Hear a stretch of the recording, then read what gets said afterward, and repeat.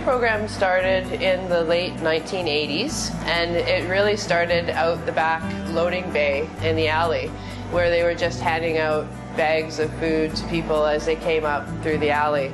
And then we started to deliver to people who weren't able to leave their homes. Well, our grocery program is a vital resource for most of our clients. We're serving probably close to 1,200 individuals and families who can't afford groceries on a day-to-day basis and need to supplement their grocery for themselves and for their families so that they have a nutritional balanced diet. My personal connection is that I actually got to know AIDS Vancouver long before I started working here, when I would come through the grocery program with my dad. And I had a lot of stuff around fears and, dealing with his diagnosis. But what I found here was none of the judgment that I expected to find, and we were greeted with such deep respect and caring that it meant a lot. It meant a lot to me. We create a safe space for people, and for me to be able to be that person that greets them now, it's wonderful. I think that people who are clients here are much more comfortable coming to AIDS Vancouver because these really are their people. They see the same faces week after week. For some people it becomes a social issue, coming in, having a good gab while they're waiting in line for the grocery. And the staff are also exceptional here. There's a lot of compassion.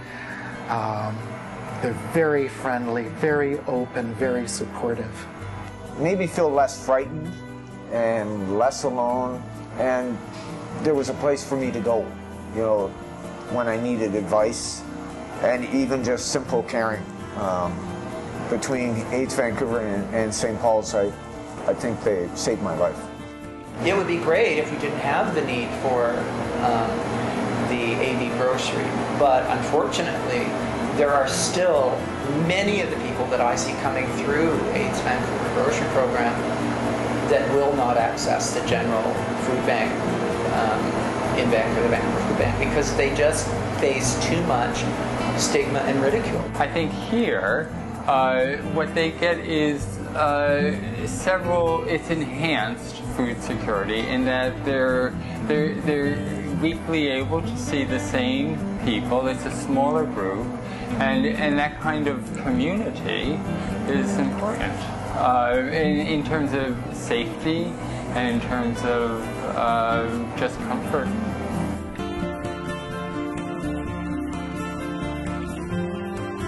Basically, somebody comes and they'll check in at the front counter, and then they come and they get a basket and they go through to the stations and choose which food they want to take, much like you would at a grocery store. The goal and the vision of the program is to provide the most nutritionally relevant food to people as possible.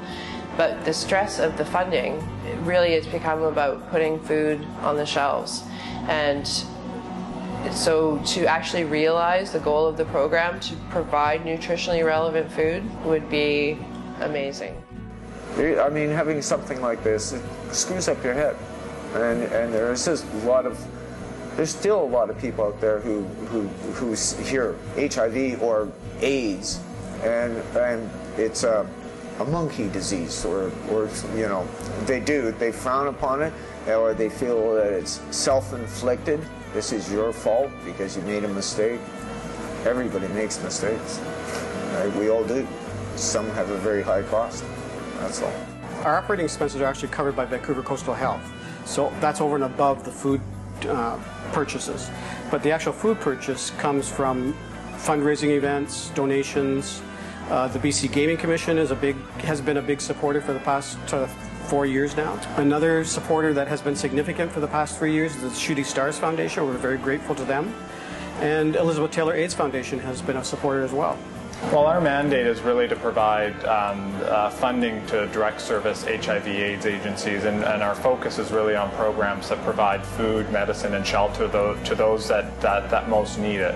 it's nice to be able to say that our money has bought, you know, X dollars worth of food and it has actually made a difference. It is a significant portion of the budget, and so it's great to be able to see, you know, the money actually at work. It's not meant as a main source of food. However, in the surveys that we've done, some people have indicated that it is their main source of food, which is a little alarming, and just speaks to the need for us to be able to do more. When I think about the fact that we give out 2 apples and 2 oranges, like for one person, 2 bananas, that doesn't go very far. We would ideally probably double what we're currently providing. If we want, right now we're only able to serve clients every 2 days a week, every 2 weeks over the course of the year. So there's many weeks that they go without food. We would like to do something about that and plug that gap. The important thing, I think, is for the public to realize that there still is a huge need. The HIV positive population, if you like, is still growing, sadly. And any sort of donation that people are able to make, whether it be monetary or actual food items, would be really, really fantastic. It really helps a great deal.